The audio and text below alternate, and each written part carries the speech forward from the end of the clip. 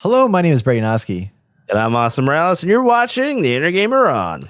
And today we're going to be talking about how EA Motive, the studio behind Star Wars Squadrons, has come out and said that they are actually going to bring out new content despite previously saying they weren't. And quite frankly, this is awesome news because this game is great, and I'm excited to play some new maps and some new ships and all that good stuff. So let's talk about what's coming to Star Wars Squadrons this December. And as always, if you enjoyed this content, please like, subscribe, and bang that bell because you're doing it for the Force.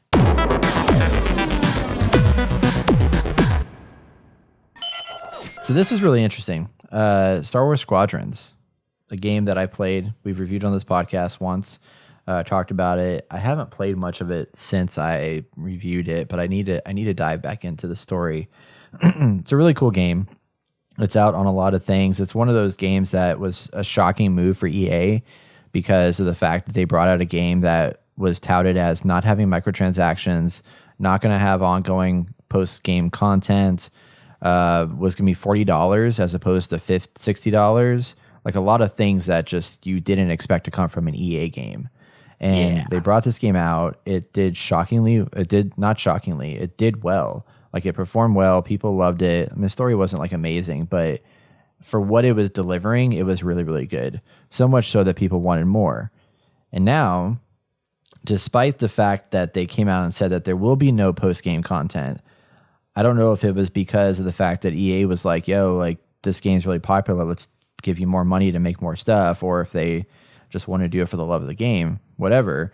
They are bringing out new content for free to Star Wars Squadrons. So this November 25th, so by the time you listen to this podcast, it'll be coming out tomorrow, you're going to get a new map. So they're going to have a map called Fostar Haven, and it is an area that will be available for both squadrons and fleet battles. And it is, quote, set in a remote, lawless area of space under the light of twin stars. This map has been updated from its story mode counterpart to provide a new experience that should fit well within the other 6 maps. In the prologue of Squadrons, which is set at the height of the Galactic Civil War, Fostar Haven was an isolated trading station that welcomed smugglers and pirates. Helix Squadron was sent there to search the cargo docks for Alderaanian refugees.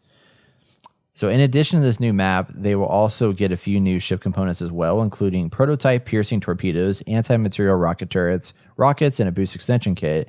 And in December, they're dropping another content drop that's going to focus on community-requested features and 2 new starfighters, including the B-Wing starfighter for New Republic pilots and the TIE D Defender multi-role starfighter joining the Imperial Navy's fleet. All free content. Nice. So it's pretty awesome. I like it. This needs to happen. Yeah. And I would say, too, if anybody hasn't picked this game up yet, like Squadrons is going to be on sale beyond the already affordable price for, I think, like $30 for Black Friday. And I think if you like flying games of any kind and you like Star Wars, this is a no-brainer. Like you should buy this game. It's really fun. It's a cool I think thing. Star Wars Squadrons is more important and fascinating than we might realize because I feel like for $40, right? Yeah. I mean, you played it. Is there a campaign, right? Yeah, it's like a 7 or 8 hour campaign. Okay. $40, 7-hour 8 campaign. You got multiplayer maps, which is intended for multiplayer. There's a free update. I mean, I wish more games would come at this scale. Yeah. Like, I think we would see a change.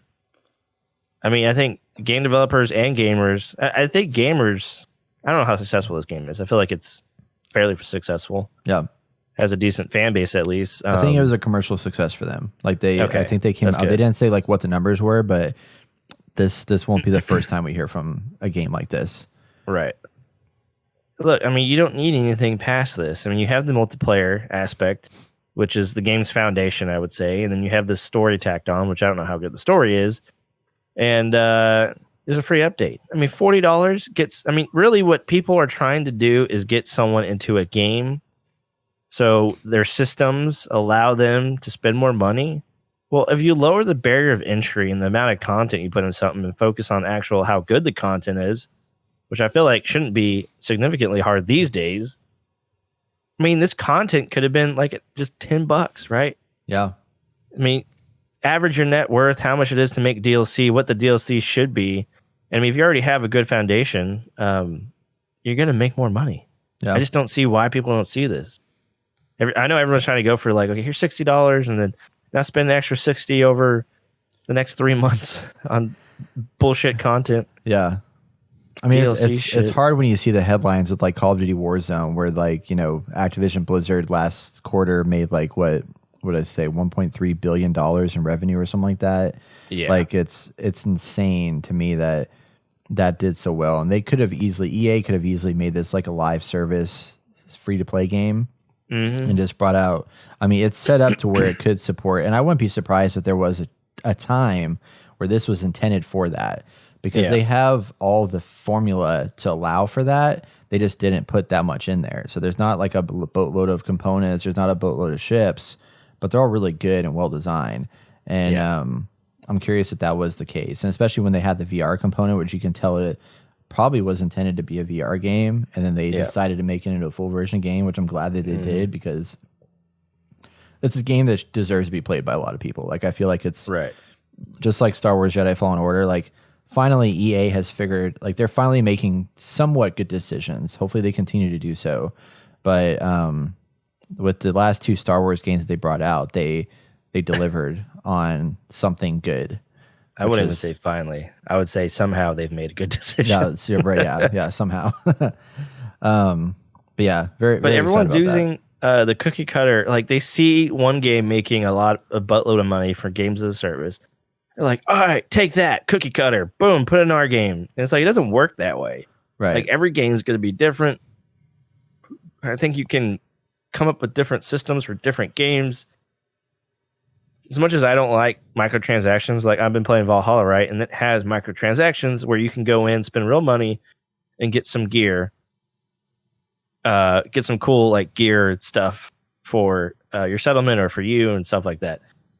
And it's like, okay, the option there to buy it is there, and I don't prefer it. But in the game, it actually allows me to do these specific daily quests that I get in-game currency in order to buy these. And the stuff that's in that shop changes every day. So it might take a month before I get all the gear. That's how it used to be, right? Like, you would play the game and eventually get cool stuff. Well, I don't want that in there, but if it means that I can have the ability to get it over time, that I feel like that's a better compromise than them just putting it outright, hit the pay X amount of money to get this cool stuff. Like, we've come far, because before, that's how it was. You want this cool thing? I mean, WoW still does it. You want this cool thing? Got to pay $25 for it. So, I don't know. It works because it makes the developers happy. You screw them for the most part. Not developers, the publisher, whatever. I don't like them, but we've made a compromise, and I think it works for right now.